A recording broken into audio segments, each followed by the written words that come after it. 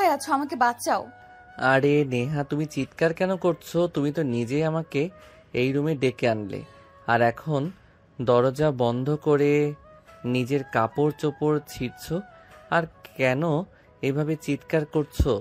Please কেউ আমাকে বাঁচাও। নীল আমার সবকিছু শেষ করে দিল। কেউ নেই এখানে, প্লিজ আমাকে বাঁচাও। এই বলে নেহা অনেক জোরে জোরে চিৎকার করতে লাগলো। নেহার চিৎকার শুনে বাড়ির সবাই সেখানে এসে উপস্থিত হয়।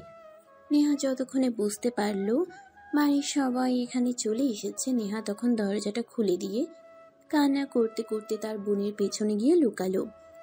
তারপর ন্যাকা কান্না করতে করতে তার বোনকে বলতে লাগলো, আপু, তোমার দেবরাজ আমার রুমের দরজা খোলা পেয়ে আমার সর্বনাশ করতে চেয়েছিল।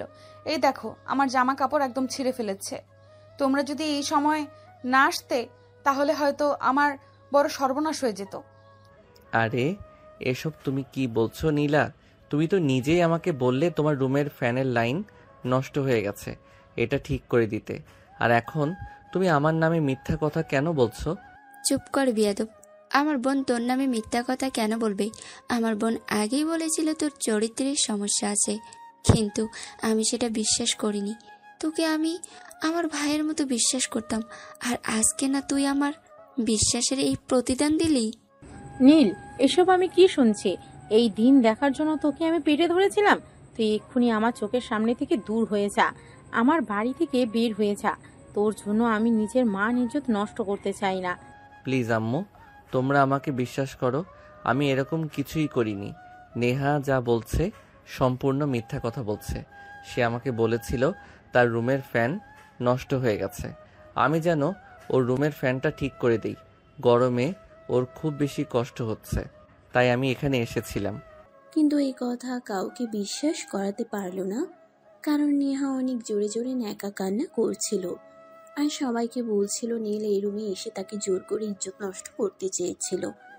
আর বর্তমানে বাংলাদেশে এটা তো প্রচলন হয়ে গেছে, মেয়েরা যাই বলবে তাই সত্য, ছেলেরা কখনো সত্য কথা বলতেই পারে না। এদিকে নেহা ন্যাকা কান্না করেই চলেছে আর সবাইকে জোর করে এটা বোঝানোর চেষ্টা করছে নীল তার সঙ্গে অসভ্যতামি করেছে, জোর করে তার ইজ্জত হনন করার চেষ্টা করেছে। তোমরা কেউ ওর কথা বিশ্বাস করো না, ও একদম মিথ্যা কথা বলছে। আমাকে প্রেমের প্রস্তাব দিয়েছিল, আমি তার সঙ্গে প্রেম করতে রাজি হইনি বলে সে আমার সঙ্গে এরকমটা করেছে। ইনফ্যাক্ট আমি যখন ভার্সিটিতে যেতাম তখন সে আমাকে তার সঙ্গে বাইকে যেতে বলতো, যাতে সে কোনো রকমে আমার শরীরে স্পর্শ করতে পারে।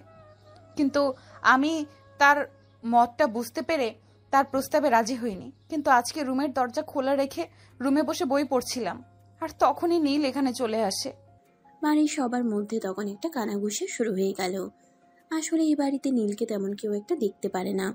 এতদিন তার আম্মু তাকে একটু দেখতে পারতো, কিন্তু এই ঘটনার পর তার আম্মু তাকে আর সহ্য করতে পারছে না।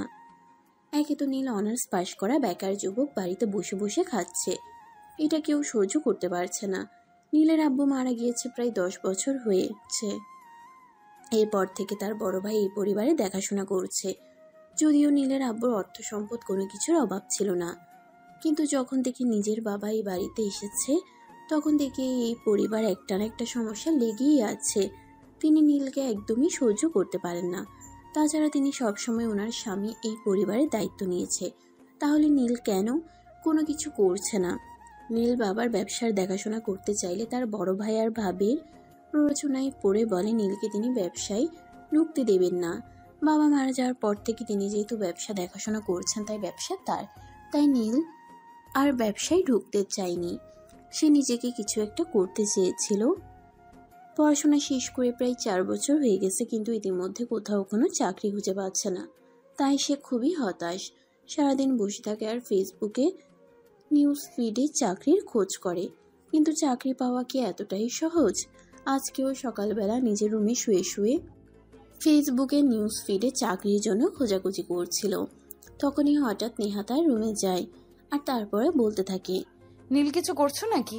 না, এই তো একটু মোবাইল টিপাটিপি করছিলাম। তুমি হঠাৎ আমার রুমে কিছু লাগবে নাকি? না মানে আসলে আমার রুমের ফ্যানটা নষ্ট হয়ে গেছে, মেকানিককে ফোন করেছিলাম, তিনি বলল আজ আসতে পারবে না।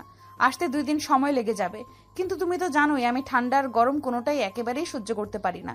আর এই গরমের মধ্যে ফ্যান ছাড়া থাকা আমার পক্ষে তো একেবারেই সম্ভব নয়। তাই বলছিলাম কি, তুমি তো মোটামুটি ইলেকট্রনিক্সের কাজ জানো, আমার ফ্যানটা যদি একটু ঠিক করে দিতে তাহলে ভালো হতো। আরে এটা কি কেমন বড় কোনো কথা নাকি? চলো আমি ঠিক করে দিচ্ছি। তুমি আমাদের পাশে মেহমান, আর তোমার সেবা যত্ন করা তো আমাদের কর্তব্য। হ্যাঁ, আমি জানতাম তুমি আমার এই কাজটা করে দেবে, কখনোই আমার মুখের ওপর না বলতে পারবে না, তাই তো আমি তোমার কাছে চলে এলাম। চলো, ফ্যানটা ঠিক করে দেবে। এই কথা বলেই নেহা নীলকে নিজের রুমে নিয়ে চলে আসে। আর রুমে প্রবেশ করা মাত্রই নেহা রুমের দরজাটা বন্ধ করে দেয়। আর তারপর যা হলো সেটা তো আপনারা দেখতেই পেলেন। তো ভিউয়ার্স, চলুন কথা না বাড়িয়ে মূল গল্পে ফিরে আসি, আর তারপর কি হয় সেটা জেনে নেই। নীল সবাইকে বিশ্বাস করানোর চেষ্টা করলেও কাউকে তার কথা বিশ্বাস করাতেই পারল না। তার কারণে এই বাড়িতে একজন মানুষ ছিল যে তাকে বিশ্বাস করত। সেও এই ব্যাপারটা দেখার পর তাকে অবিশ্বাস করছে। তার ভাইয়া ভাবি তো তাকে সহ্যই করতে পারতো না, সেখানে তো বিশ্বাস করার কোনো প্রশ্নই ওঠে না। তখনই নীলের ভাবি কান্না করতে করতে নীলের ভাইয়াকে ফোন দেয়, আর বানিয়ে বানিয়ে অনেক কিছু বলে।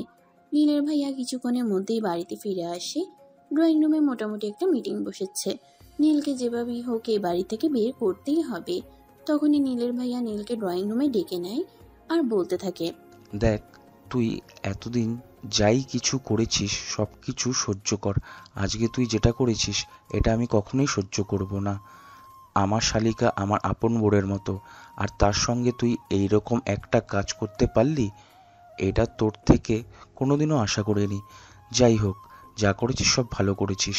এখন চুপচাপ এই বাড়ি থেকে বের হয়ে চলে যা, আর কোনোদিনও এই বাড়িতে আসবি না। ভাইয়া প্লিজ, তুমি অন্তত বিশ্বাস করো আমি এরকম কিছুই করিনি। চুপ কর, তোর এই কলঙ্কিত মুখে আমাকে আর ভাই বলে ডাকবি না। আমি তোর ভাই হই না, আমি তোর কেউই হই না। তুই এক্ষুনি বাড়ি থেকে বের হয়ে চলে যা, আর কখনো এই বাড়িতে ফিরে আসবি না। আমি ভুলে যাব আমার কোনো ভাই ছিল। নীল তখন আর কোনো কথা বলার সাহস পেল না। কান্না করতে করতে নিজের রুমে গিয়ে নিজের কয়েকটা জামা কাপড় আর নিজের সম্বল বলতে সার্টিফিকেটগুলো গুছিয়ে নিল। লাগেজটা নিয়ে রুম থেকে বের হতে যাবে, তখনই নেহা তার আপুকে দেখিয়ে বলতে থাকে, আপু, ওই দেখো দেখো, কত বড় লাগেজ নিয়ে বাড়ি থেকে বের হচ্ছে, মনে হয় বাড়ি থেকে সোনা দানা সবকিছু চুরি করে নিয়ে যাচ্ছে। কথাগুলো নীলের কান পর্যন্ত পৌঁছে গেল, কারণ নেহা এই কথাগুলো নীলকে শুনিয়ে শুনিয়ে বলছিল। কথাগুলো শোনা মাত্রই নিজের 2 চোখ দিয়ে অঝোর ধারায় পানি পড়তে লাগলো। নীল নিজেকে আর কোনোভাবে কন্ট্রোলে রাখতে পারছিল না। কাছের মানুষগুলো তাকে এইভাবে কষ্ট দেবে এটা তার কোনোদিন কল্পনাতেও ছিল না। সে তখন তার ভাবিকে বলতে লাগলো, দেখো ভাবি, তোমাদের বাড়ি থেকে সোনা দানা টাকা পয়সা নিয়ে যাওয়ার কোনো ইচ্ছে আমার নেই, কারণ আমি তো বেকার ছেলে। তবে আমার মাকে তোমাদের কাছে রেখে যাচ্ছি। আমি তো বেকার, আমার মাকে কামাই করে খাওয়াতে পারবো না। যদি কোনো দিন পয়সার মুখ দেখতে পারি তাহলে অবশ্যই আমার মাকেও আমি আমার সঙ্গে নিয়ে যাব। যে কয়দিন তোমাদের সঙ্গে আছে প্লিজ আমার মাকে কষ্ট দিও না।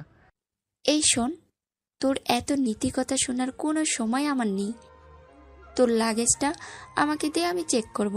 আমার মনে হয় তুই এখান থেকে টাকা পয়সা সোনা গয়না চুরি করে নিয়ে যাচ্ছিস, তোকে কোনো বিশ্বাস নেই। এই বলে রিয়া নীলের হাত থেকে লাগেজটা নেয় এবং সেটা চেক করতে থাকে। নীল তখন চুপচাপ দাঁড়িয়ে সবকিছু দেখতে থাকে, তার কিছু করার নেই।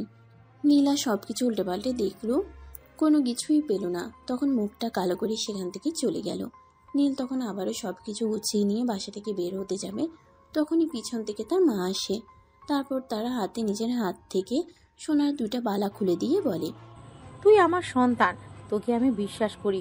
তুই কোনোদিন খারাপ কাজ করতেই পারিস না, তবুও তোর নিজেকে প্রমাণ করার জন্য এই বাড়ি থেকে চলে যেতেই হবে। এই নে, এগুলো তোর বাবার দেওয়া শেষ স্মৃতিচিহ্ন। যদি পারিস এগুলো দিয়ে নিজের জীবনটাকে বদলে তারপর ফিরে আসিস, আমি তোর অপেক্ষায় থাকবো।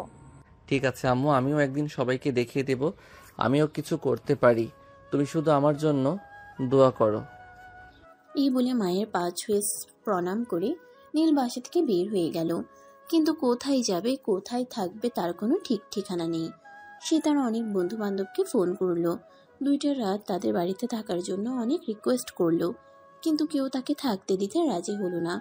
তাই সে হতাশ মনে রাস্তার পাশে বসে রইল। দেখতে দেখতে রাত 2টার কাছাকাছি বেজে গেল। তার চোখে ঘুম আসছে না। যে ছেলেটা ছোটবেলা থেকে অনেক আদর যত্নে মানুষ হয়েছে, খাট পালং ছাড়া কখনো ঘুমায়নি, সেই ছেলেটা এখনো রাস্তায় ঘুমাবে কি করে? ঠিক তখনই তার চোখে পড়ল একটা মাঝবয়সী লোক একটা বৃক্ষের সাথে দৌড়ে পালানোর চেষ্টা করছে। নীল তখনই ওই লোকটার সামনে গিয়ে দাঁড়ালো।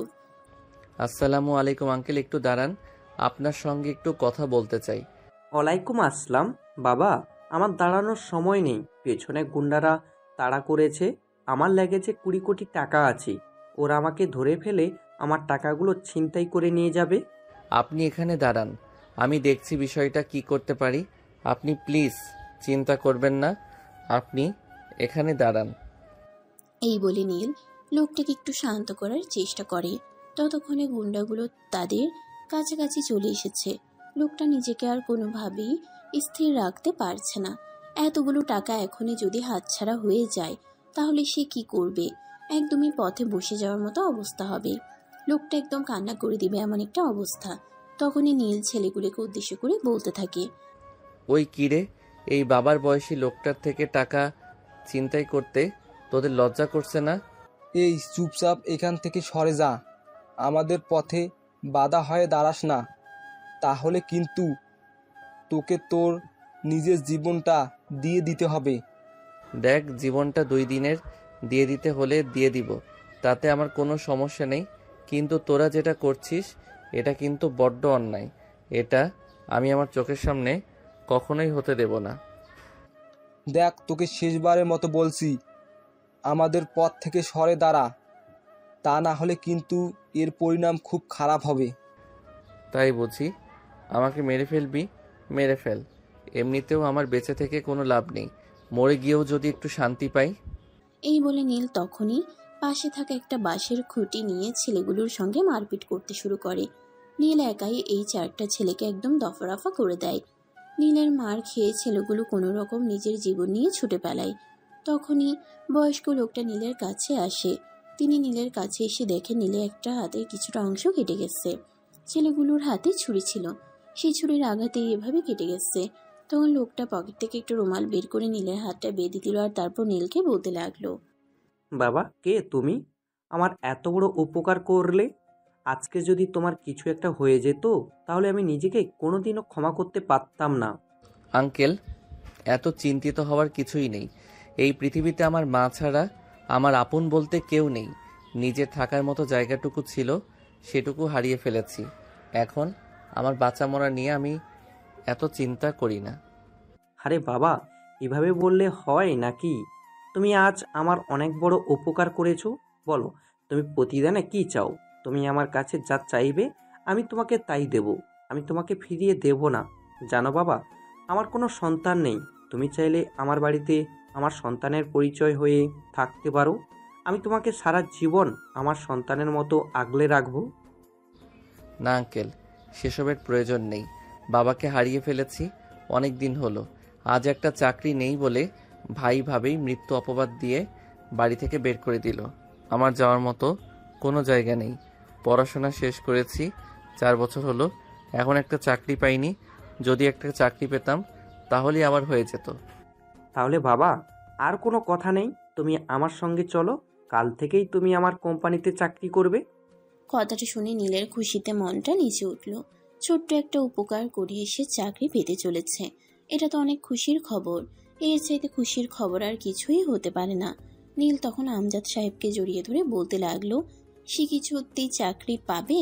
আমজাদ সাহেব তখন তাকে আশ্বস্ত করে বললেন তিনি সত্যি নীলকে একটা চাকরি দেবেন, তবে যে সেই চাকরি নয়, ওনার অফিসের 2nd MD হিসেবে নীলকে তিনি জয়েন করাবেন।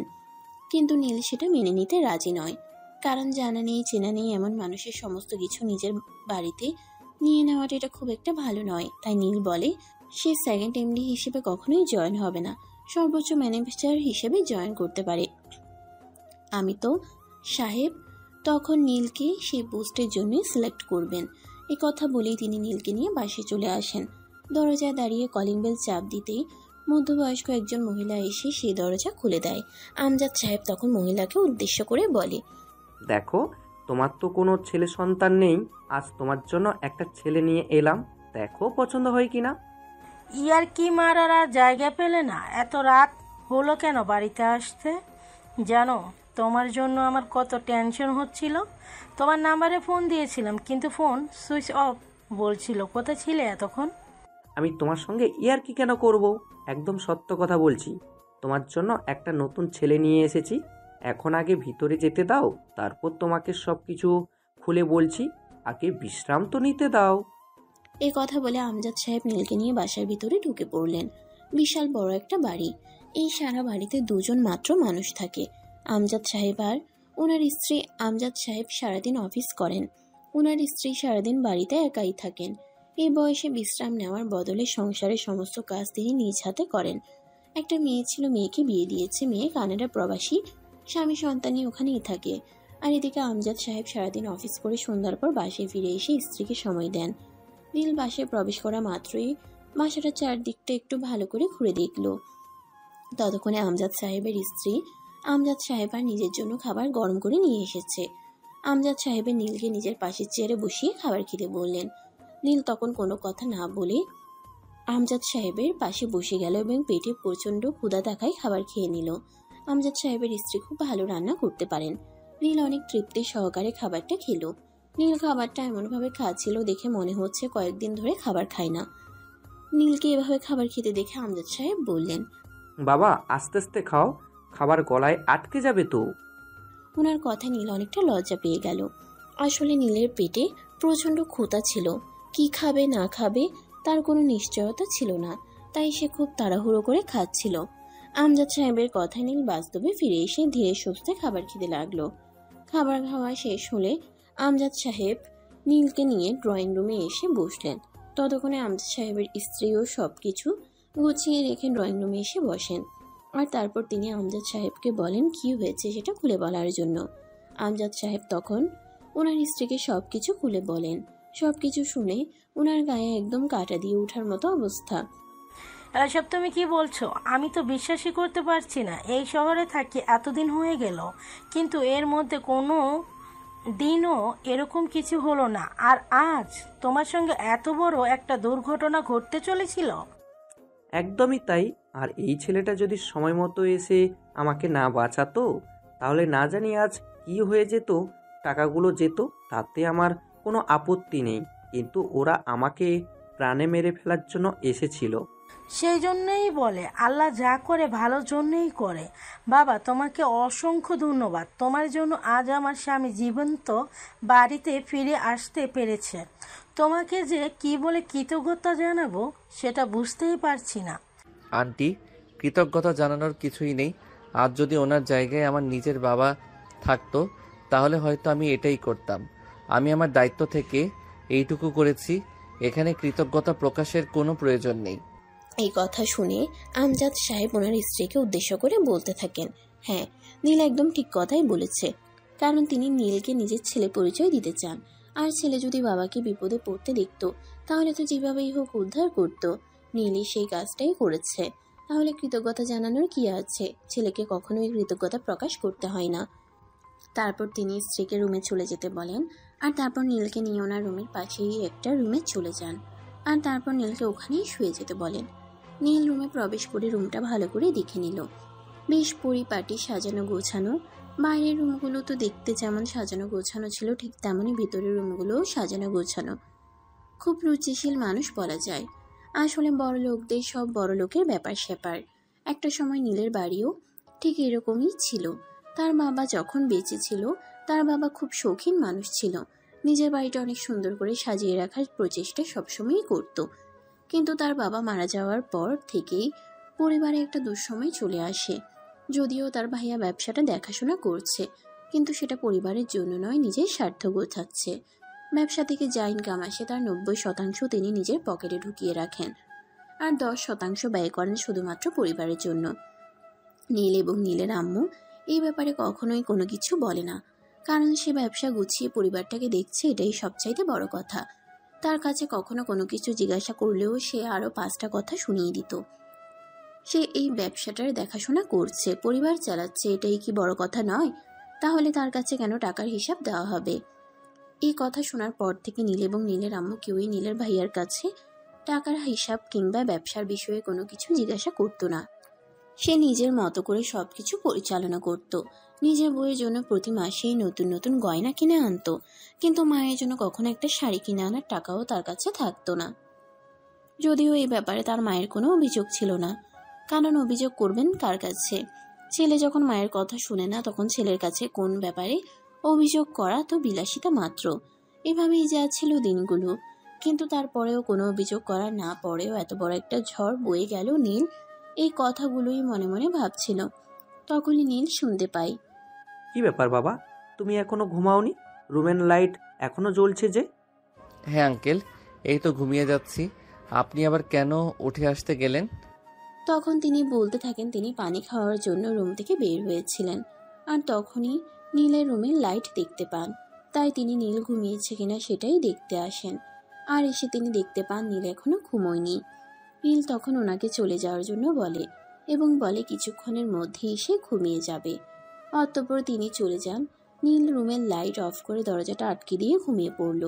পরের দিন সকাল 8টার দিকে আমজাদ সাহেবের স্ত্রীর ডাকে নীলের ঘুম ভাঙল। ঘুম থেকে উঠেই নীল ফ্রেশ হয়ে নিল। ব্যাগে থাকা তার জামা কাপড়ের মধ্যে থেকে একটা শার্ট আর একটা প্যান্ট পরে নিল। ততক্ষণে আমজাদ সাহেবও ঘুম থেকে উঠে ফ্রেশ হয়ে নাস্তার টেবিলে চলে এসেছেন। তিনি নীলকে নাস্তা করবার জন্য ডাকতে লাগলেন। নীল কিছুক্ষণের মধ্যেই নাস্তা টেবিলে চলে আসে। তারপর তিনজনে মিলে একসঙ্গে নাস্তা করে নেয়। তারপর আমজাদ সাহেব ওনার স্ত্রীকে উদ্দেশ্য করে বলতে থাকেন উনি আজ নীলকে নিয়ে অফিসে যাবেন। এই কথা শুনে আমজাদ সাহেবের স্ত্রীও অনেকটাই খুশি হন আর নীলকে বলেন, বাবা তোমার জন্য অনেক দোয়া আর আশীর্বাদ রইল। আমাদের কোনো ছেলে সন্তান নেই। যদি মেয়েটা জন্ম হওয়ার পর অনেক চেষ্টা করেছিলাম, কিন্তু ডাক্তার বলেছিল আমি যদি দ্বিতীয়বার মা হওয়ার চেষ্টা করি তাহলে আমার মরে যাওয়ার আশটা অনেক বেশি। তাই তোমার আঙ্কেল আর কোনো রিস্ক নিতে চায়নি, কিন্তু আল্লাহ চাইলেও তো সবই সম্ভব। তিনি চেয়েছেন বলেই তো আজ তুমি আমার ঘরে এসেছ। আমি চাই আজ থেকে তুমি আমাকে মা আর আমার স্বামীকে বাবা বলে ডাকো। কিন্তু কোনো কিন্তু নয় বাবা, তুমি আমাদেরকে বাবা মা বলে ডাকলে আমাদের আত্মা শান্তি পাবে। ঠিক আছে, আপনারা খুশি হলে আমি তাই করব। এই বলে নীল তাদের দুজনকে সালাম করে নিল। আর তারপর আমজাদ সাহেব নীলকে নিয়ে বাসা থেকে বেরিয়ে পড়লেন। গ্যারেজ থেকে গাড়ি নিয়ে ড্রাইভার নিয়ে রওনা দিতে যাবে, তখনই নীল আমজাদ সাহেবকে বলতে থাকে ড্রাইভার যাওয়ার কোনো প্রয়োজন নেই, সে নিজেই ড্রাইভ করতে জানে। তাই আমজাদ সাহেব ড্রাইভারকে গাড়ি থেকে নেমে যেতে বলে, আর নীল গাড়ি ড্রাইভ করে অফিসে এসে পৌঁছায়। অফিসে এসে পৌঁছানো মাত্রই সবাই যেন ভূত দেখার মতো অবাক হয়ে আমজাদ সাহেব আর নিজের দিকে তাকিয়ে আছে, কিন্তু কেউ কোনো কিছু জিজ্ঞাসা করতে পারছে না। আমজাদ সাহেব নীলকে নিয়ে সোজা নিজের কেবিনে চলে আসলেন। তিনি নিজের চেয়ারে গিয়ে বসলেন আর নীল ওনার সামনে চেয়ারে বসতে বললেন। নীল চেয়ারে বসা মাত্রই আমজাদ সাহেব কাকে যেন একটা ফোন করলেন আর নিজের কেবিনে আসতে বললেন। কিছুক্ষণের মধ্যেই আমজাদ সাহেবের কেবিনে একটা মেয়ে প্রবেশ করে। আসসালামু আলাইকুম। গুড মর্নিং স্যার, আপনি আমায় ডেকেছেন? ওয়ালাইকুম আসসালাম। হ্যাঁ, তোমাকে একটা জরুরি প্রয়োজনে আমি এখানে ডেকে পাঠিয়েছি। ওই যে আমার সামনে দেখতে পাচ্ছ ছেলেটা, ও আজ থেকে আমাদের কোম্পানির ম্যানেজার হিসেবে জয়েন করবে এবং ওকে সব কাজ বুঝিয়ে দেওয়ার দায়িত্ব তোমাকে দিলাম। আশা করি তুমি তোমার দায়িত্ব ভালোভাবে পালন করবে। হ্যাঁ স্যার, অবশ্যই। আপনি কোনো চিন্তা করবেন না, আমি সব কিছু খুব ভালোভাবেই ওনাকে বুঝিয়ে দিব। নীল, তুমি ওর সাথে যাও এবং কোনো সমস্যা হলে অবশ্যই আমাকে জানাবে, আমি সমাধান করে দেওয়ার চেষ্টা করব। ওকে বাবা, ঠিক আছে। এই বলে নীল মেয়েটার সঙ্গে উঠে যেতে লাগলো। মেয়েটা তাকে নিয়ে আমজাদ সাহেবের পাশের কেবিনেই আসলেন। তারপর চেয়ারটা দেখে বসতে বললেন। মেয়েটা তখনই নীলকে প্রশ্ন করে, যদি কিছু মনে না করেন আপনাকে একটা প্রশ্ন করতে পারি? হ্যাঁ অবশ্যই, কেন নয়। আপনি যে স্যারকে বাবা বললেন, আমরা তো জানি স্যারের কোনো ছেলে সন্তান নেই। এই ব্যাপার আসলে আমি ওনার নিজের ছেলে নই। গতকাল একটা অ্যাক্সিডেন্ট হয়েছিল, তারপরেই উনি আমাকে নিজের পুত্র হিসেবে নিজের বাড়িতে নিয়ে এসেছেন। ও বুঝতে পেরেছি, চলুন আমার সঙ্গে। আমি আপনাকে পুরো অফিসটা একবার ঘুরিয়ে দেখাই, তারপর না হয় আপনার কাজ বুঝিয়ে দিব। এই বলে তিশা নীলকে নিয়ে কেবিন থেকে বের হলো আর পুরো অফিসটা ঘুরিয়ে দেখলো। অফিসের সবার সঙ্গে পরিচয় করিয়ে দিল আর তারপর এই নীলকে নিয়ে আবারও তার কেবিনে চলে আসলো আর নীলের সমস্ত কাজ বুঝিয়ে দিল। এরপর নীলের দিনগুলো ভালোই চলতে লাগলো, কিন্তু দুর্যোগ চলে আসলো তার ভাইয়ার জীবনে। নীল যেদিন চলে গেল সেদিনে হঠাৎ করেই রাত 12টা বাজে ফোন আসলো তাদের কোম্পানিতে আগুন লেগেছে। কথাটা শুনে বাড়ির সবার মাথায় যেন আকাশ ভেঙে পড়লো। কেউ এই কথাটা বিশ্বাসই করতে পারছে না। যেখানে আগুনের কোনো ছিটেফোঁটা নেই সেখানে আগুন লাগতে পারে কি করে? সবার মাথায় যেন আকাশ ভেঙে পড়লো। কেউ ভাবতে পারছে না হঠাৎ করে এরকমটা হতে পারে কি করে। নীলের ভাই মাঝরাতেই গাড়ি নিয়ে বাসা থেকে বের হন আর দৌড়ে ফ্যাক্টরির সামনে চলে যান। ফ্যাক্টরির সামনে দাঁড়িয়ে থাকে তিনি, দেখতে থাকেন ধাউ ধাউ করে আগুন জ্বলছে, দাউ দাউ করে সবকিছু শেষ হয়ে যাচ্ছে। তিনি আর কিছুই ভাবতে পারছিলেন না, মুহূর্তের মধ্যেই ওখানে লুটিয়ে পড়লেন। সকালবেলা তিনি নিজেকে হসপিটালে আবিষ্কার করলেন। তার স্ত্রী আর তার মা তার পাশে বসে আছে। তার মা অনবরত কান্না করেই চলেছে, কিন্তু স্ত্রীর মুখে কোনো চিন্তার ছাপটুকু পর্যন্ত নেই। জ্ঞান ফিরতেই সেটা শুভর স্ত্রী লক্ষ্য করে আর শুভকে বলে, তোমার শরীর এখন কেমন আছে? ফ্যাক্টরি পুড়ে যাচ্ছে তো যাচ্ছে, তোমাকে ওখানে কেন যেতে হবে? এইগুলো তুমি কি বলছো? আমার আর আমার বাবার এতদিন পরিশ্রমের ফল এইভাবে পুড়ে গেল। তোমরা কি একটুও কষ্ট লাগছে না? আমি কি নিয়ে থাকবো? আমার তো সব কিছুই শেষ হয়ে গেল। কেন আর 5টা ছেলে যেভাবে অন্যের চাকরি করে তুমিও সেভাবে চাকরি করবে? এত হাই হতাশ করার কি আছে? আচ্ছা শোনো, আমার বাবা ফোন করেছিল, আমাকে একটু বাড়িতে যেতে হবে। আমার বাবার শরীরটা অনেক খারাপ, তাই কিছুদিন ওখানেই থাকবো। এই বলে রিয়া সেখান থেকে কারোর কোনো উত্তরের অপেক্ষা না করেই হসপিটাল থেকে বের হয়ে চলে গেল। এদিকে শুভ নিজের স্ত্রী চলে যাওয়া দেখছিল, কোনো কিছুই বলতে পারছিল না। এই অবস্থায় তার স্ত্রী কি করে পারলো তাকে ফেলে রেখে চলে যেতে, এটাই মনে মনে ভাবছিল। তখনই তার মা তার পাশে এসে বসে তার মাথায় হাত রেখে বলতে থাকে, বাবা তুই কোনো চিন্তা করিস না, নিশ্চয়ই আল্লাহ কিছু একটা ব্যবস্থা করে দেবে। আগে তুই সুস্থ হ। না, আমাদের তো সব কিছুই শেষ হয়ে গেল, এখন আমরা কি করব? যা হয় দেখা যাবে, এত চিন্তার কিছু নেই। তুই আগে সুস্থ হ, তুই বেঁচে থাকলে সব কিছুই ফিরে আসবে। এত টেনশন করিস না, আল্লাহ আমাদের জন্য নিশ্চয়ই ভালো কিছু করবে। এই কথা বলে তিনি ছেলের মা তার পাশে বসে ছেলের মাথায় হাত বুলিয়ে দিতে থাকেন। এদিকে শুভ চিন্তায় শেষ হয়ে যাচ্ছে। কোটি কোটি টাকার বিজনেস সবকিছুই শেষ হয়ে গেল, এখন সে কিভাবে কি করবে? আর এদিকে তার স্ত্রী তাকে এমন অবস্থায় ফেলে রেখে চলে গেল।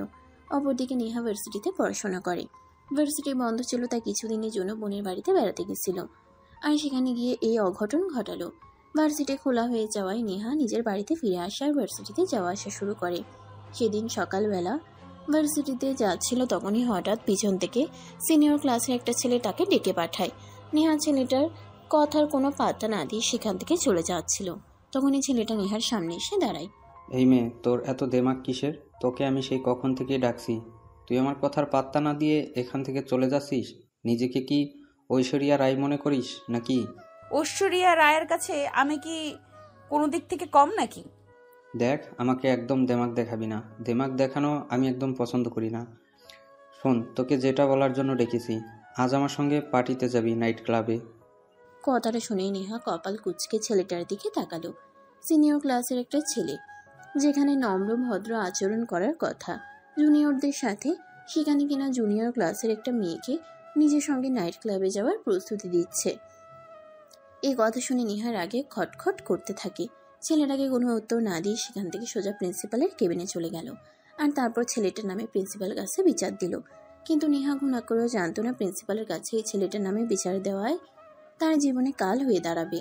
নেহা প্রিন্সিপালের কেবিনে ছেলেটার নামে বিচার দিয়ে আসা মাত্রই প্রিন্সিপাল স্যার ওই ছেলেটাকে ডেকে পাঠায় আর ওই ছেলেটা জানতে পারে নেহা তার নামে বিচার দিয়েছে। ছেলেটা ভার্সিটির সিনিয়র, 4 বছর ধরে সেকেন্ড ইয়ারে পড়াশোনা করছে, এখনো পরীক্ষায় পাশ করতে পারে না। বড়লোক বাবার বিগড়ে যাওয়া ছেলে, আধিপত্য দেখানোই যেন তার একমাত্র নেশা। পড়াশোনা করা সেরকম কোনো ব্যাপার না, আধিপত্য দেখাতেই ভার্সিটিতে আসে। প্রতিদিন ভার্সিটিতে কেউ নতুন নতুন মেয়ে নিয়ে নাইট ক্লাবে যাওয়া, তাদের নিয়ে মজ মাস্তি করা, সারা রাত আমোদ ফুর্তি করে সকালবেলা মেয়েটাকে রেপ করা, এটাই তার নিত্যদিনের কাজ। তার এই অপমান সহ্য করতে না পেরে কোনো কোনো মেয়ে তো আত্মহত্যা করে, আর কোনো কোনো মেয়ে এগুলোকে মেনে নিয়ে জীবনটাকে এনজয় করে। সবাই তো আর নিজের জীবনটাকে বিপন্ন করে দিতে চায় না, কেউ কেউ তো বেঁচে থাকতেও চায়। এমনও ঘটনা হয়েছে, এই ছেলেটা কোনো মেয়েকে নিয়ে রাত কাটিয়েছে, তারপর মেয়েটা প্রেগনেন্ট হয়েছে। মেয়েটা ছেলেটার কাছে অনেকবার রিকোয়েস্ট করেছে তাকে একটু স্বীকৃতি দেওয়ার জন্য, কিন্তু ছেলেটা সবকিছু তাচ্ছিল্য করে উড়িয়ে দিয়েছে। অবশেষে মেয়েটা সন্তান পেটে নিয়েও আত্মহত্যা করেছে। মূল গল্পে ফিরে আসে এবং আমাদের গল্পের নায়িকা নেহার সঙ্গে ঠিক কী হয় সেটাই দেখতে থাকি। নেহা ভার্সিটি ছুটি হওয়ার পর ক্লাসরুম থেকে বের হবে, তখনই রাজ নেহার সামনে এসে দাঁড়ায়। নেহা রাজকে দেখেও না দেখার ভান করে পাশ কাটিয়ে চলে যেতে চাইছিল। তখনই ছেলেটা পিছন থেকে নেহার হাত ধরে ফেলে আর একটা হাঁচকা টান দিয়ে নিজের বুকের সঙ্গে মিশিয়ে নেয় আর বলতে থাকে, তোর এত বড় সাহস, তুই আমার নামে প্রিন্সিপালের কাছে বিচার দিয়েছিস? জানিস আমি তোর কি করতে পারি? এত কিছু জানার কোনো সময় আমার হাতে নেই, আমার হাতটা ছাড়ো। যদি না ছাড়ি কি করবি তুই? এত কিছু জানার কোনো সময় আমার হাতে নেই, আমার হাতটা ছাড়। তোকে যেইভাবে সোজা করা যায় সেই ব্যবস্থাই আমি করব। প্রয়োজন হলে তোর নামে মামলা করব, জেলের ভাত খাইয়ে ছাড়বো। তুই কি আমাকে আর 5টা মেয়ের মতো মনে করেছিস নাকি? আমি এতই সস্তা? ওমা, তাই নাকি? তুই কি হীরের টুকরোর মতো দামি নাকি? এই কথা বলে রাজ আর তার বন্ধুরা সবাই মিলে হাসাহাসি করতে লাগলো। নেহা এই বিষয়টা একদমই সহ্য করতে পারলো না, মুখটাকে ভেঙে দিয়ে সেখান থেকে চলে গেল। এদিকে রাজ এটা একদমই সহ্য করতে পারলো না, তাকে ইগনোর করা, তাকে অবহেলা করা এত বড় দুঃসাহস। এই অবস্থা দেখে রাজের বন্ধুরা তাকে উস্কানি দিতে থাকে, আর বন্ধুদের উস্কানি শুনে রাজ মনে মনে ঠিক করে নেহাকে আজকেই শায়েস্তা করবে। রাজ তার বন্ধুদেরকে নিয়ে নেহার বাসায় খোঁজ লাগায় এবং কিছুক্ষণের মধ্যেই নেহার বাড়ির ঠিকানা খুঁজে নেয়। রাত 12টা বাজে, নেহা নিজের রুমে ঘুমাচ্ছে।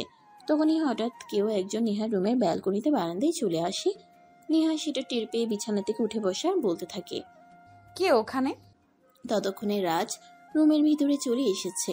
রাজ নেহার কাছাকাছি এসে নেহার মুখটা চেপে ধরে বলতে থাকে, তোকে বলেছিলাম আমার সঙ্গে নাইট ক্লাবে যাওয়ার জন্য, তাহলে যা হওয়ার সেখানেই হয়ে যেত, মানুষ কোনো কিছু টেরই পেত না। তবে এখন আমি তোর বাসায় চলে এসেছি, যা করার তোর বাসাতেই করব। তারপর তুই কি করিস সেটাই আমার দেখে নেওয়ার আছে।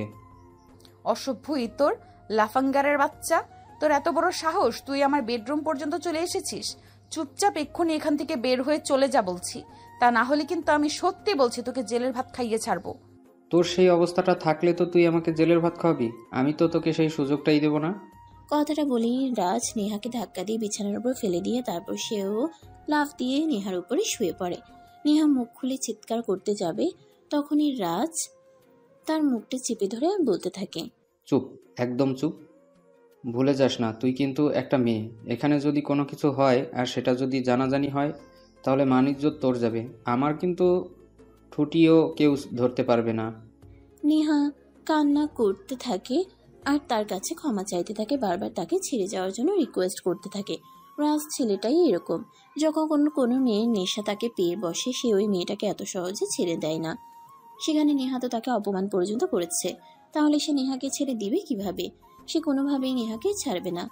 নেহার গালে ঠাস করে একটা থাপ্পড় বসিয়ে দিয়ে বলতে থাকে, নেহা যদি আর একটুও কথা বলে তাহলে সে নেহার সঙ্গে যে কাজকর্ম করছে সেগুলো ভিডিও ফুটেজে তৈরি করে ফেসবুকে ছেড়ে দেবে। নেহা তখন কি করবে কিছুই বুঝতে পারছে না। রাজের থেকে নিজেকে ছাড়ানোর জন্য প্রাণপণে চেষ্টা করছে, কিন্তু একটা পুরুষ মানুষের শক্তির কাছে পেরে ওঠা কি এতটাই সহজ? তার উপর সে যদি হয় প্লেবয় টাইপের, তাহলে তো কথাই নেই। রাজ নেহার শরীরের হিংস্র হাতের ন্যায় থাবা বসাতে লাগলো। নেহা সহ্য করতে পারছিল না, 2 চোখ দিয়ে অনবরত পানি ঝরছিল। রাজ তার সারা শরীরে কামড়ে ক্ষতবিক্ষত করে দেয়, তারপর নিজের মনস্কামনা পূর্ণ করে নেহাকে ছেড়ে দেয়। নেহার শরীরে একটা সুতোর ছিটে ফোটাও ছিল না। রাজ নেহাকে ছেড়ে দিয়ে নিজের কাপড় চোপড় ঠিক করতে থাকে। নেহা বিছানার চাদর টেনে নিয়ে নিজের শরীরটা ঢাকার বৃথা চেষ্টা চালাতে থাকে। তখনই রাজ বলতে থাকে, এবার আমিও দেখে নেব তোর অহংকার কোথায় যায়। এত অহংকার না তোর, আমাকে অ্যাভয়েড করিস। নেহা কান্না করেই চলেছে, এসব কথা যেন তার কানের সীমা অবধি পৌঁছচ্ছে না। সে বারবার রাজকে বলছে রাজ কেন তার এত বড় ক্ষতি করলো। সে তো রাজের কোনো ক্ষতি করে নাই, তাহলে কেন করলো সে এরকম? তখনই তার প্রতি উত্তরে বলে, অহংকারী মেয়ে তার পছন্দ নয়। নেহা তাকে অহংকার দেখিয়েছে বলেই সে নেহার সঙ্গে এটা করতে বাধ্য হয়েছে। এই বলে রাজ নেহার রুম থেকে বের হয়ে চলে গেল। এদিকে নেহা কান্না করেই চলেছে। ফজরের আজান দিয়ে দিয়েছে। নেহা কি করবে কিছুই বুঝতে পারছে না। সারা শরীর ব্যথায় অবচেতন হয়ে আছে। নিজের শরীরটাকে নাড়ানো চালানোর মতো ক্ষমতাটুকু হারিয়ে ফেলেছে নেহা। সারা শরীরে কামড়ের দাগ স্পষ্ট হয়ে আছে। পুরুষালী শক্ত হাতের কামড়, এগুলো কি সহজে ডেবে যাবে? ফজরের আজান শুনে নেহা নিজে শরীরের কাপড়টা একটু কোনো রকমে ঠিক করে নিল। তারপরেও বিছানাতে বসে বসে কান্না করতে লাগলো। গালে গলায় এমনকি সারা শরীরের কামড়ের দাগ দেখা যাচ্ছিল। সকাল 10টা বাজে। রিয়া নেহাকে ভার্সিটি যাওয়ার জন্য ডাকতে আসে। রিয়া রুমে এসে দেখে নেহা বিছানার উপর বসে বসে কান্না করছে। তার বিছানা, রুম, চল সবকিছুই অগোছালো। তার কারণ জিজ্ঞাসা করতে যাবে তখনই রিয়া দেখতে পায় বিছানার উপর বসে বসে কান্না করছে। তখনই সে নেহাকে প্রশ্ন করে কি হয়েছে। নেহা তখন সবকিছুই তাকে খুলে বলে। রিয়া তখন মাথায় হাত দিয়ে বসে পড়ে। এত বড় সর্বনাশ কিভাবে হয়ে গেল সে কিছুই ভাবতে পারছে না। এদিকে তার বাবা অসুস্থ, অন্যদিকে তার স্বামী হসপিটালে। এদিকে আবার নেহার সঙ্গে এত বড় একটা দুর্ঘটনা হয়ে গেল। সবকিছুই কি দুর্ঘটনা নাকি অন্য কিছু, কিছুই বুঝতে পারছে না রিয়া এবং নেহা। দুই বোন একসঙ্গে বসে কান্না করতে লাগলো। তাদের সঙ্গে কেন হচ্ছে এরকম? এদিকে দেখতে দেখতে সকাল ঘনিয়ে দুপুর হয়ে গেল। দুই বোন তখনও রুমে বসে বসে কান্না করছিল। তখন রিয়া নেহাকে বলে, দেখো যা হবার হয়ে গেছে, এটা নিয়ে চিন্তা করার কিছুই নেই। এটা শুধুমাত্র একটা অ্যাক্সিডেন্ট। এই অ্যাক্সিডেন্টে মনে নিয়ে বসে থাকলে তো হবে না। নতুন করে নতুন কিছু চিন্তা করতে হবে, অতীত ভুলে যেতে হবে।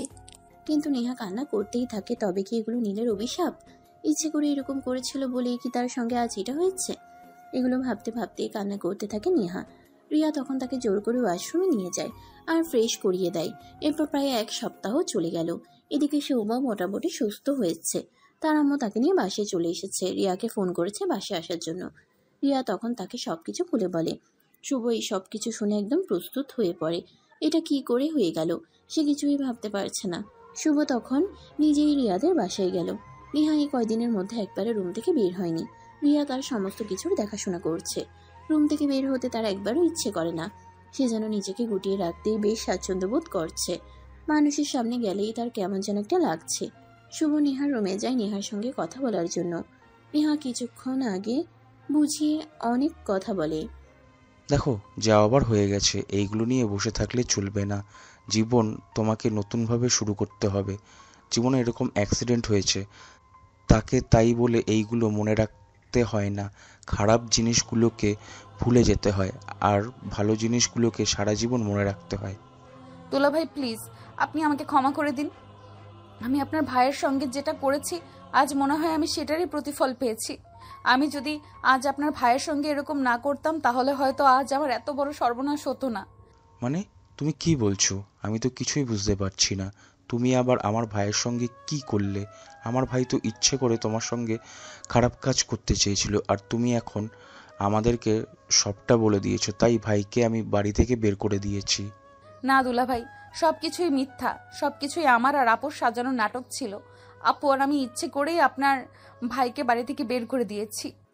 এরপর নেহা বলতে থাকে তাকে রিয়া চেয়েছিল সমস্ত সম্পত্তি তার নামে করে রাখতে, আর সেই জন্য নেহাকে দিয়ে নীলকে অনেকবার প্রেমের এবং বিয়ের প্রস্তাব দেয়। কিন্তু নীল এসবে রাজি হয় না বলেই নেহা আর রিয়া দুজনে ইচ্ছে করে নীলের সঙ্গে এরকমটা করেছে, যাতে নীল সবকিছু ছেড়ে একেবারেই সারা জীবনের জন্য চলে যায়।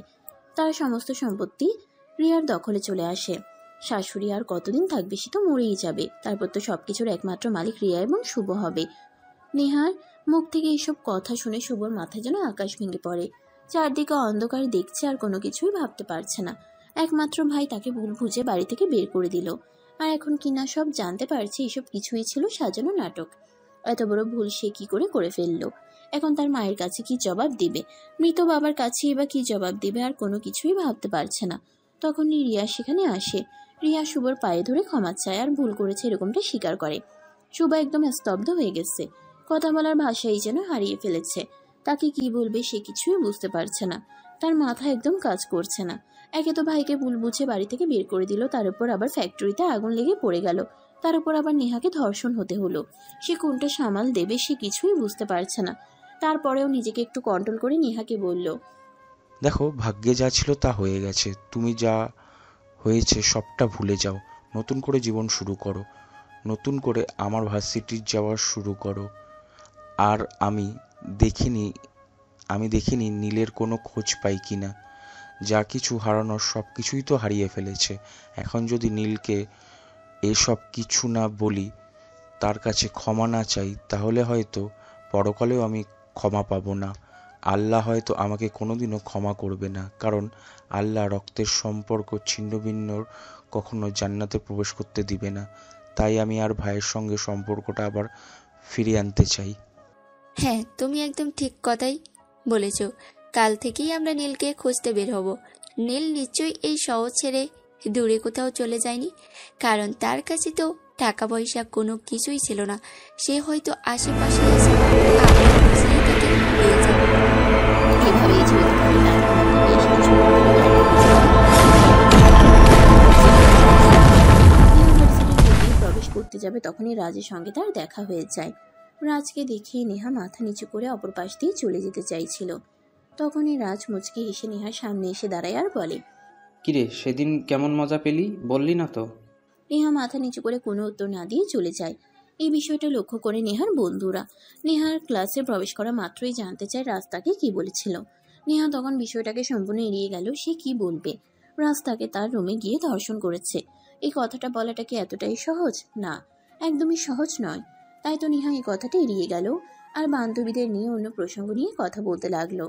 অপরদিকে শুভ আর রিয়া দুজনেই পরের দিন সকালবেলা বের হয় নীলকে খোঁজার জন্য। সারা শহর তো নতুন করে খুঁজে বেড়ালো, কিন্তু কোথাও নীলকে খুঁজে পেল না।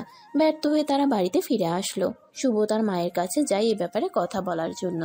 তার মা নিজের রুমে বসে বসে নীলের কথা মনে করে কান্না করছিলেন। ছেলেটা কোথায় আছে, কে খাচ্ছে, কোথায় থাকছে, কোনো কিছুই তার জানা নেই।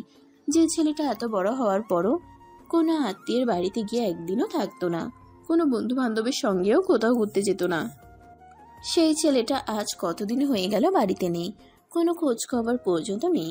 মায়ের মনটা ছটফট ছটফট করছে। তিনি নিজেকে আর কোনোভাবেই শান্ত রাখতে পারছেন না, তাই তো কান্না করে।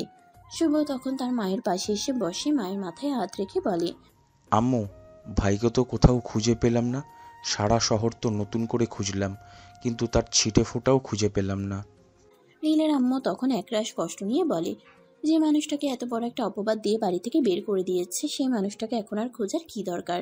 সে থাকুক না তার মতো করে। তাকে এখন আর খুঁজে এনে এই বাড়িতে আবারও অপমান করার কোনো প্রয়োজন নেই। শুভ তখন আর কোনো কথা বলতে পারে না। আসলে সে কি বা বলবে? তার শালি আর তার বউ মিলে তার ভাইকে এভাবে অপবাদ দিয়েছে, একেবারে বাড়ি থেকে বের করে দিয়েছে। এখন আর কি বা বলার আছে? আর শুভ তখন মুখ নিচু করে তার মায়ের রুম থেকে বের হয়ে চলে গেল। রিয়া আর শুভ তখন নিজেদের রুমে বসে আছে। রিয়া শুভকে বলছে, শুভ, একটা কাজ করে যাই, আমরা পত্রিকায় বিজ্ঞাপন দেই, তাহলে হয়তো আমরা নীলকে খুব সহজেই ফিরে পেতে পারি। আমি তোমার মতো পাগল নই। আমার মাথায় এসব সম্পূর্ণ ঠিক আছে। আমরা আমাদের ভাইকে বাড়ি থেকে বের করে দিয়েছি, এখন আবার পত্রিকায় বিজ্ঞাপন দেব? কি লিখব বিজ্ঞাপনে?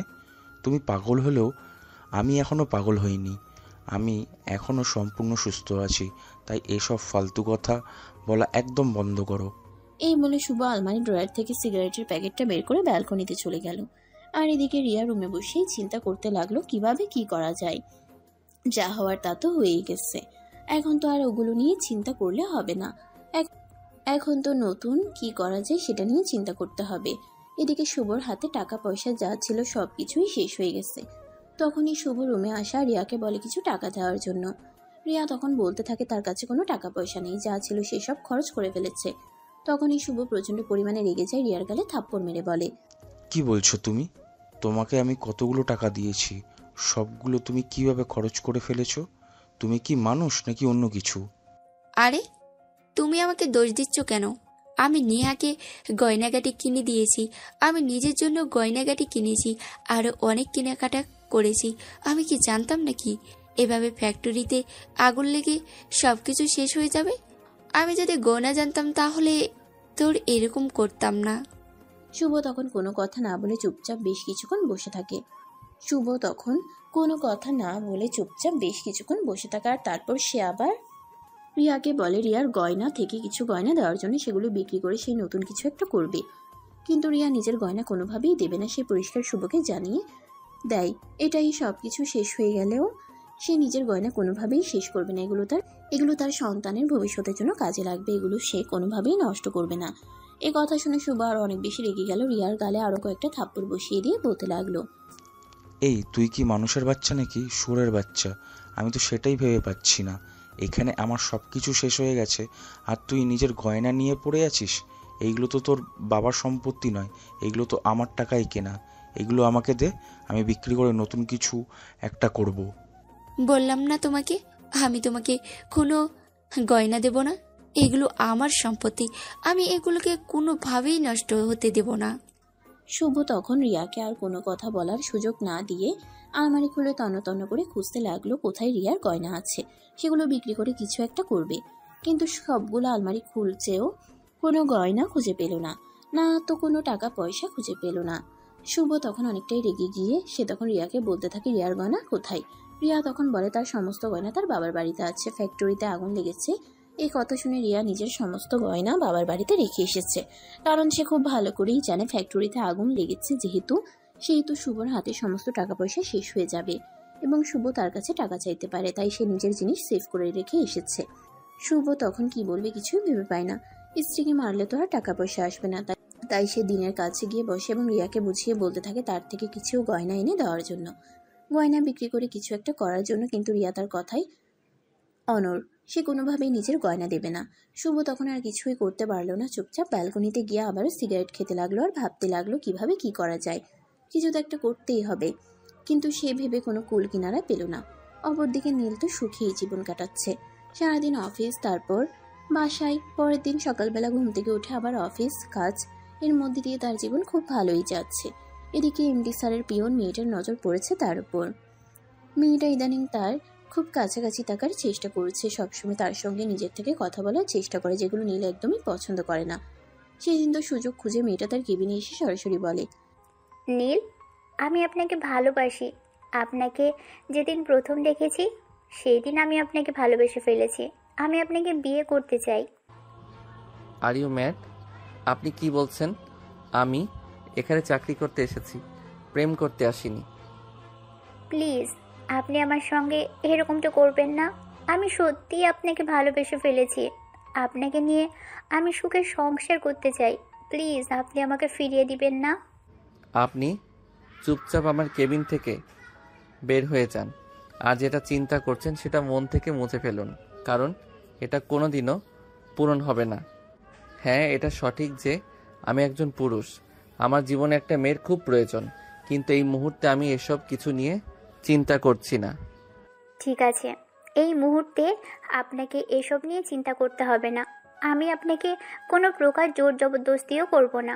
কিন্তু বিশ্বাস করুন, আমি আপনাকে ভালোবেসে ফেলেছি। আপনি আমাকে ফিরিয়ে দিবেন না। আমি আপনার হাত ধরে জীবনের বাকিটা পথ হাঁটতে চাই। নীল তখন তিশাকে অনেক জোরে একটা ধমক দেয় আর নিজের কেবিন থেকে বের হয়ে যেতে বলে। তিশা নীলের কাছ থেকে এরকমটা আশা করেনি। সে হয়তো মনে মনে ভেবেছিল তার মতো সুন্দরী মেয়েকে পেলে নীল অবশ্যই কোনো না কোনো একটা চান্স নিতে চাইবে, আর সে এই চান্সের উসিলায় নীলকে নিজের কবজায় নিয়ে নেবে। কিন্তু সেরকমটা আর হলো না। নীল কাবু হওয়ার মতো ছেলে নয়। দেখতে দেখতে 2 মাস পার হয়ে গেল। ইতিমধ্যে নীল আমজাদ সাহেবের পরিবারের চোখের মধ্যমণি হয়ে গেছে। আমজাদ সাহেব সেদিন সকালে নাস্তার টেবিলে সবাইকে উদ্দেশ্য করে বললেন, তোমাদের সবার জন্য একটা খুশির খবর আছে। আমার মেয়ে লাইলা আগামী কালকেই বাংলাদেশে আসছে। আমাদের সঙ্গে বেশ কিছুদিন এখানে সময় কাটাবে। ও মা, তুমি সত্যি বলছো? মেয়েটা কতদিন ধরে আমাদের এখানে আসে না। মেয়েটাকে ছাড়া আমার একদম ফাঁকা ফাঁকা লাগছিল। ভাবছিলাম মেয়েটাকে বলবো একবার আসতে এখানে, যেহেতু সে নিজে থেকেই আসতে চলেছে। সো আমি অনেক খুশি। হ্যাঁ, আমিও অনেক খুশি। আর একটা কথা, আমি কিন্তু আজ বিকেলেই অফিস থেকে বের হয়ে নীলকে নিয়ে বাজারে যাব। আমার মেয়ের পছন্দের সব জিনিস আমি কিনে নিয়ে আসব। আমার মেয়ে ইলিশ মাছ, গলদা চিংড়ি আর ছোট মাছ অনেক পছন্দ করে, তাই আমি এইগুলো কিনে নিয়ে আসব। হ্যাঁ, তুমি একদম ঠিক কথাই বলছো। আমার মেয়েটা এই জিনিসগুলো খেতে অনেক পছন্দ করে। আমি আমার মেয়েকে নিজের হাতে রান্না করে খাওয়াবো। দেশের বাহিরে থাকে, বাংলাদেশের খাবার তো খেতে পারে না। এরপর ভদ্র মহিলা আর ভদ্রলোক হলে আরও অনেক কিছু কথা বলল এবং সেই অনুযায়ী নীলকে লিস্ট করতে বলল। নীলও সানন্দে সব কিছু লিস্ট করলো। তারপর নাস্তা শেষ করে নীল আর আমজাদ সাহেব দুজনেই অফিসে চলে গেল। সারাদিন অফিস শেষে বিকেল 3টার দিকে নিয়ে অফিস থেকে বের হয়ে চলে গেলেন বাজারে। সারা বাজার ঘুরে ঘুরে নীলকে নিয়ে তিনি মেয়ের পছন্দের সব কিছু কিনে নিলেন। তারপর সবকিছু গাড়িতে নিয়ে বাসে চলে আসেন।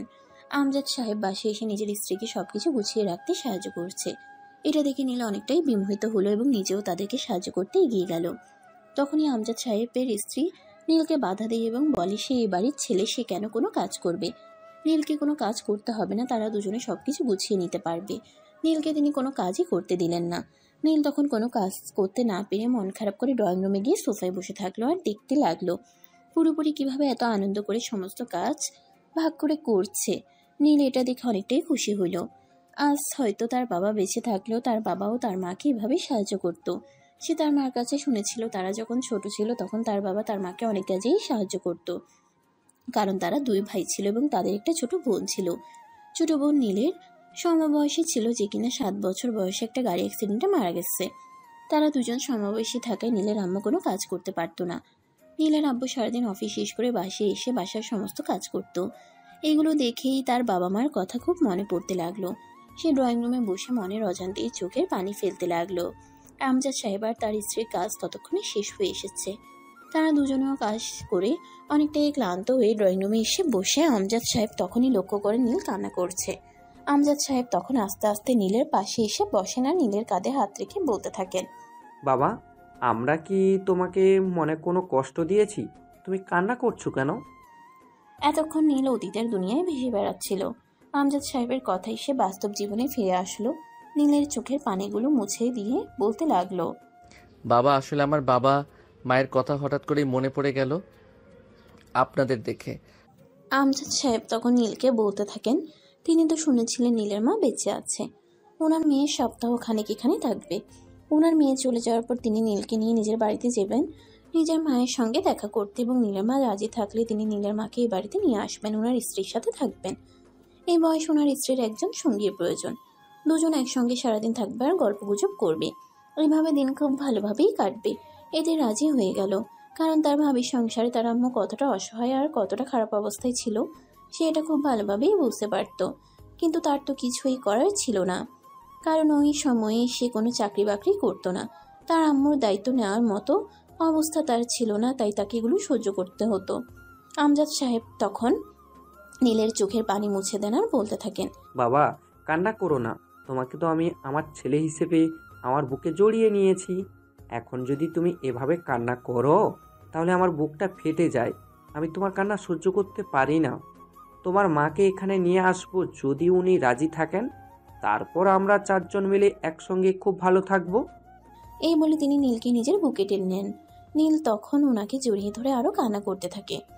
এদিকে আমজাদ সাহেবের স্ত্রী কিছুক্ষণ বিশ্রাম নিয়ে তারপর আবার চলে যান রাতের খাবার তৈরি করার জন্য। রাতের খাবার তৈরি করতে করতে একটু দেরি হয়ে গেল, রাত প্রায় 11টা বেজে গেল। আসলে বয়স্ক মানুষ, তাই সব কাজ করতে একটু দেরি হয়ে যায়, কিন্তু তারপরেও তিনি বাড়িতে কোনো কাজের লোক রাখবেন না, কারণ নিজের কাজ নিজে করতেই তিনি স্বাচ্ছন্দ্য বোধ করেন। অন্য লোকের কাজ ওনার তেমন একটা পছন্দ হয় না। আসলে একটু কিটকিটি স্বভাবের মহিলা তো, তাই অপরিষ্কার অপরিচ্ছন্নতা তিনি একদমই দেখতে পারেন না। রাতের খাওয়া শেষ হলে সবাই নিজেদের রুমে গিয়ে ঘুমিয়ে পড়ল। পরের দিন দুপুর হতে না হতেই আমজাদ সাহেব নীলের কেবিনে আসা নীলকে নিয়ে তিনি বের হয়ে পড়েন এয়ারপোর্টের উদ্দেশ্যে। একমাত্র মেয়ে দেশে আসছে বলে কথা, তাকে রিসিভ করার জন্য এয়ারপোর্টে তো যেতেই হবে। তাই আমজাদ সাহেব আর নীল দুজনেই বেরিয়ে পড়েন এয়ারপোর্টের উদ্দেশ্যে। এয়ারপোর্টে দাঁড়িয়ে অপেক্ষা করছেন। আধা ঘন্টার মধ্যে ওনার মেয়ের ফ্লাইট এয়ারপোর্টে অবতরণ করে। মেয়েকে দেখা মাত্রই ভদ্রলোক দৌড়ে গিয়ে মেয়েকে জড়িয়ে ধরলেন। মেয়েও এতদিন পর বাবাকে দেখতে পেয়ে আবেগে আপ্লুত হয়ে একদম কান্না করে দেয়। তখনই আমজাদ সাহেব তার মেয়ের সঙ্গে নীলেরকে পরিচয় করিয়ে দেয়। মেয়েটাও বড় ভালো মনের মানুষ, সেও খুব ভালোভাবেই বাবার নতুন ছেলেকে আপন করে নেয় আর তাকে জড়িয়ে ধরে একদম কান্না করে দিয়ে বলতে থাকে, একটা ভাই ছিল না তার, অনেক শখ করার পরেও কিন্তু এখন একটা ভাই পেয়েছে, সে সত্যি ভাগ্যবান। এই বয়সে এসেও নতুন ভাইয়ের দেখা পেল। নীল তাকে পা ছুঁয়ে সালাম করলো এবং তাদেরকে নিয়ে বাসে চলে আসলো। এরপর দেখতে দেখতে 1 সপ্তাহ সময় কেটে গেল। ইতিমধ্যে তারা অনেক ঘোরাঘুরি, আনন্দ উল্লাস, খাওয়া দাওয়া সবকিছুই করেছে। ভদ্রলোক আর ভদ্র মহিলা নিজের মেয়েকে কাছে পেয়ে খুব ভালোই সময় কাটিয়েছে। তবে সেই ভালো সময়টা বেশি দিন থাকলো না। দেখতে দেখতে মেয়ের চলে যাওয়ার সময় ঘনিয়ে আসলো। আসলে যারা প্রবাসে থাকে তাদের জীবনটা এরকমই। মেয়েকে বিদায় দেওয়ার বেলায় দুজনের চোখ দিয়েই অনবরত পানি পড়ছে। একমাত্র মেয়েকে এত দূরে রাখার যন্ত্রণাটা কি সেটা তারাই বুঝতে পারেন, কিন্তু কিছুই করার নেই। তাকে তো আর বেঁধে রাখা যাবে না, তাকে তো বিদায় দিতেই হবে, তাই তাকে বিদায় দিতে হলো। মেয়েকে এয়ারপোর্টে বিদায় দিয়ে আমজাদ সাহেব বাড়িতে এসে বসে বসে কান্না করছেন। তখনই নীল আমজাদ সাহেবের পাশে এসে বসে আর বলে, বাবা, তুমি না আমাকে নিজের সন্তান মনে করো? তোমার এক সন্তান ধরে চলে গিয়েছে তো কি হয়েছে? আমি তো তোমার কাছে আছি। প্লিজ এভাবে মন খারাপ করে থেকো না, আমার খুব খারাপ লাগে। কথাটা শুনেই আমজাদ সাহেব আরো অনেক জোরে কান্না করে দেন আর নীলকে জড়িয়ে ধরে বলতে থাকেন, মেয়েরা মায়ের প্রতিচ্ছবি হয়। উনি ছোটবেলায় মাকে হারিয়েছেন। মেয়েটা হওয়ার পর ভেবেছিলেন মেয়েটাকে নিজের কাছেই রেখে দেবেন, কিন্তু প্রকৃতির নিয়মটা উল্টো। মেয়েকে তো বিয়ে দিতে হয়, মেয়েকে সারা জীবন বাবার ঘরে রাখা যায় না, তাই তো মেয়েকে বিয়ে দিয়ে পর করে দিতে হলো। তখনই তিনি বলতে থাকেন তিনি পরের দিনই নীলের মায়ের সঙ্গে দেখা করতে যাবেন এবং নীলের মাকে এখানে নিয়ে এসে নীলকে বিয়ে করিয়ে এই বাড়িতে নতুন একটা মেয়ে নিয়ে আসবে। কথাটা শুনে নীল অনেকটা লজ্জা পায়। লজ্জায় তার মুখটা লাল হয়ে গেছিল। সে ওই মুহূর্তে ওইখানে আর এক মুহূর্ত না থেকে দৌড়ে নিজের রুমে চলে গেল। এটা দেখে আমজাদ সাহেব আর ওনার স্ত্রী মুচকি মুচকি আসতে লাগলেন। পরদিন সকালবেলা ঘুম থেকে উঠে আমজাদ সাহেব আর ওনার স্ত্রী দুজনেই তৈরি হয়ে গেলেন।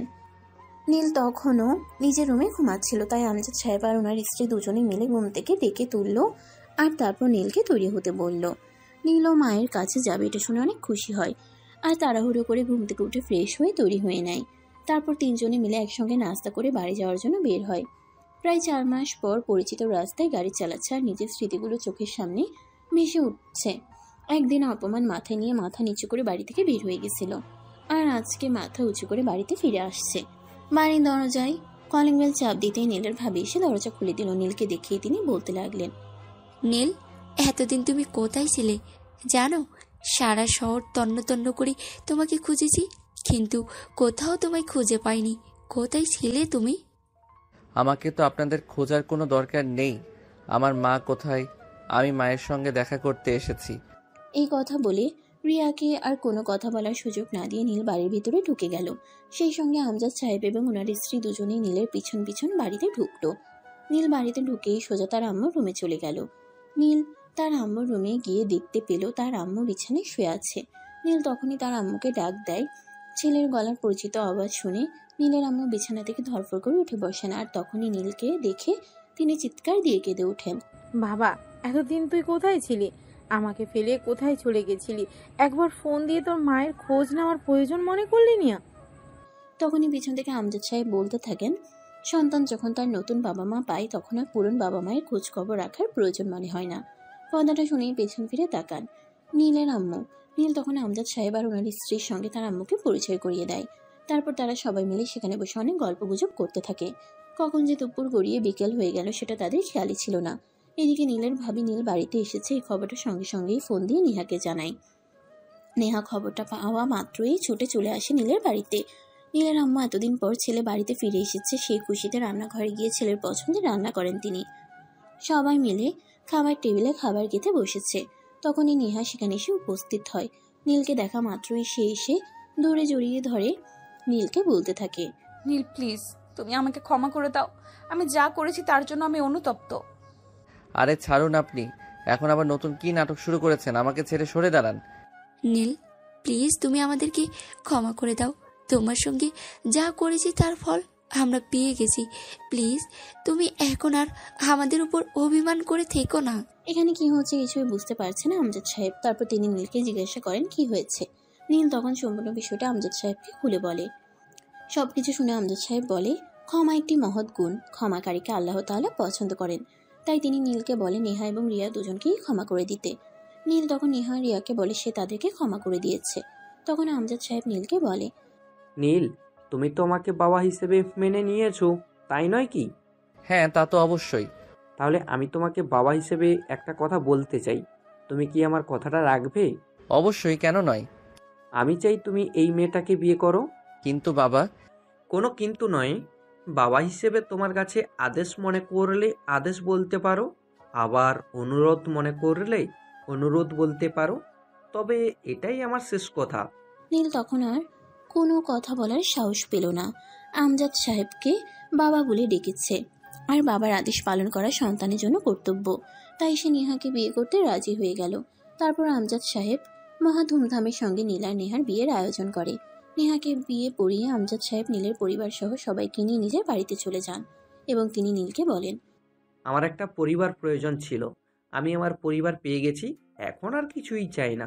আজ থেকে আমার সমস্ত ব্যবসার দায়িত্ব আমি তোমার হাতে তুলে দিলাম, আমি কাজ থেকে সম্পূর্ণ অব্যাহত নিলাম।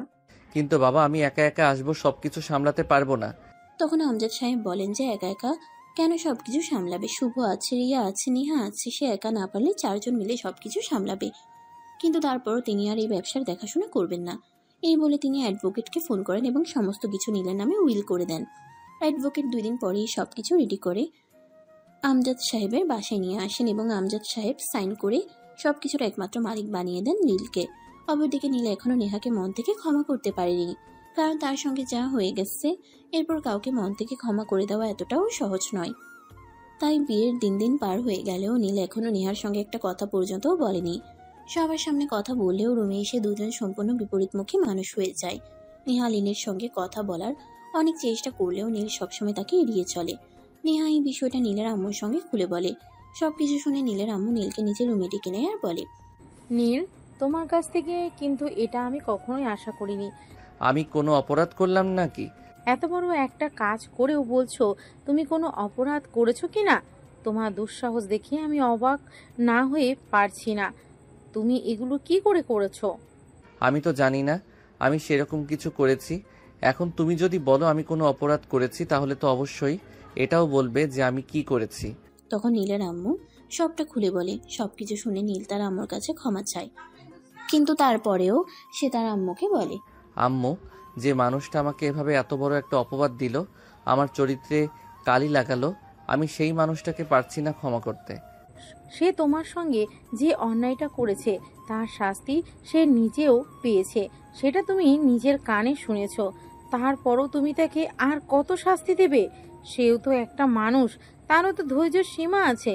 আমি তোমাকে মা হিসেবে আদেশ করছি, তুমি আজকেই তার অধিকার তাকে ফিরিয়ে দেবে। তা না হলে আমি ভুলে যাব তুমি আমার সন্তান হও। ঠিক আছে আম্মু, তুমি যা বলবে। কিছু বলবে? তোমাকে অনেক সুন্দর লাগছে, তোমার চুলগুলো অনেক সুন্দর। কথাটা শুনে অনেকটাই অবাক হয় নেহা। সে উঠে দাঁড়িয়ে পিছন ফিরে নীলের দিকে তাকিয়ে বলে, হঠাৎ এইভাবে আমার প্রশংসা করার কারণটা কি মশাই, জানতে পারি? নীল তখন 1 পা 2 পা করে নেহার দিকে এগোতে থাকে। নেহা নীলের চোখের দিকে তাকিয়ে আছে আর তার চোখে একটা নেশাময় ভাব আছে। নেহা নীলকে দেখে পিছু হটতে শুরু করে। নীল তখনই খপ করে নেহার হাতটা ধরে ফেলে আর টান দিয়ে নিজের কাছে নিয়ে নেয়, একদম খুব কাছে। নেহার বুক আর নীলের বুক মিশে আছে, দুজনের নিঃশ্বাসের শব্দ শুনতে পাচ্ছে। নেহা তখন নীলকে বলতে থাকে, এই কি করছো, ছাড়ো, আমার কেমন যেন লাগছে। কেমন লাগছে? বলতে পারবো না, নিঃশ্বাস ভারী হয়ে আসছে, কেমন যেন একটা অন্যরকম অনুভূতি হচ্ছে। নীল তখন নেহাকে টান দিয়ে নিজের আরো কাছে টেনে নেয় আর নেহার নাকে নিজের নাক ঘষতে ঘষতে বলতে থাকে, কেমন লাগছে বলো, আজ আমি তোমার সব কথা শুনবো। এই তুমি কি নেশা করেছো? না, এমন একটা সুন্দরী বউ থাকলে আবার নেশা করার প্রয়োজন পড়ে নাকি? আমি তো তোমার নেশাতে আসক্ত হইয়া আছি। পাগল হয়ে গেছো নাকি? এখনো হয়নি, তবে হতে মনে হয় বেশিক্ষণ সময় লাগবে না। এই বলে নীল নেহার 2 ঠোঁটে নিজের ঠোঁট ডুবিয়ে দিল। প্রায় 5 মিনিট ধরে গভীরভাবে কিস করতে লাগলো। এদিকে নেহার নিঃশ্বাস বন্ধ হয়ে যাওয়ার উপক্রম। সেই নিজেকে ছাড়ানোর জন্য চেষ্টা করছিল, কিন্তু কোনোভাবেই ছাড়াতে পারছিল না। প্রায় 5 মিনিট পর নীল তাকে ছাড়ে, ততক্ষণে হাঁপাচ্ছে। নীল তাকে এমন অবস্থায় দেখে বলতে থাকে, কি হয়েছে, তুমি এভাবে হাঁপাচ্ছ কেন? এই পাগল, কেউ এইভাবে কাউকে কিস করে? আর একটু হলে তো আমি মরে যেতাম। এমন কথা বলবি না, তুমি মরে গেলে আমি কি নিয়ে থাকবো? নীল, একটা কথা বলো, আমি তোমার সঙ্গে যা করেছি তার জন্য তুমি আমাকে ক্ষমা করেছো তো? তুমি যদি আমাকে ক্ষমা না করো তাহলে আমি নিজেও নিজেকে কোনোদিন ক্ষমা করতে পারবো না। তখনই নীল নেহার 2 ঠোঁটের উপর নিজের হাতের আঙ্গুল রেখে বলতে থাকে, চুপ, একদম চুপ, এসব কথার মুখে আনবে না। আমি ভুলে গিয়েছি, তুমিও ভুলে যাও। অতীত মনে রাখতে হয় না, অতীত ভুলে যেতে হয়। চলো আমরা অতীত ভুলে গিয়ে আমাদের জীবনটা নতুন করে সুন্দর করে শুরু করি। তুমি সত্যিই আমাকে ক্ষমা করে দিয়েছো? পাগলি, অনেক আগে ক্ষমা করে দিয়েছি। এখন চলো তোমায় একটু আদর করি। এই কথা বলে নীল নেহাকে কোলে নিয়ে বিছানায় এনে শুয়ে দেয়। নেহার উপর আধশোয়া হয়ে নীল বলতে থাকে, আজ কিন্তু সারা রাত তোমায় আদর করব। আমার কিন্তু কোনো বাধা দিতে পারবে না। নেহা নীলের এমন কথা শুনে অনেকটা লজ্জা পেয়ে নিজের মুখটা লুকানোর বৃথা চেষ্টা করছিল, কিন্তু নীল তাকে সেই সুযোগটা না দিয়ে আবারও তার ঠোঁট দুটো নিজের দখলে নিয়ে গভীরভাবে চুমু খেতে থাকে, যেটা সম্পূর্ণই ভালোবাসায় ভরপুর ছিল। নীল নেহাকে নিজের আরো কাছে টেনে নিয়ে নেহার গলায়, ঘাড়ে, এমনকি সারা শরীরে ভালোবাসার আলিঙ্গন করতে থাকে। নীলের ভালোবাসা বুঝতে পেরে নেহাও তার সঙ্গে রেসপন্স করতে থাকে, আর কিছুক্ষণের মধ্যেই দুজনে ভালোবাসার মহাসমুদ্রে হারিয়ে যায়। সুপ্রিয় ভিউয়ার্স, আমাদের আজকের গল্পটা এই পর্যন্তই ছিল। গল্পটা আপনাদের কাছে কেমন লেগেছে অবশ্যই ছোট্ট একটা কমেন্টে জানাবেন। আর গল্পটা ভালো লাগলে আমাদের ইউটিউব চ্যানেলটি সাবস্ক্রাইব করে পাশেই থাকবেন। সবাই ভালো থাকুন, সুস্থ থাকুন। আবারও দেখা হবে নতুন কোনো এক ভালোবাসার গল্পে। সে পর্যন্ত সবাই অপেক্ষায় থাকুন। আল্লাহ হাফেজ। একটা চর মেরে বলল, কুত্তার বাচ্চা, ছোট লোক, তুই কে আর তুই এখানে বসলি কেন? জানিস না আমি এখানে বসে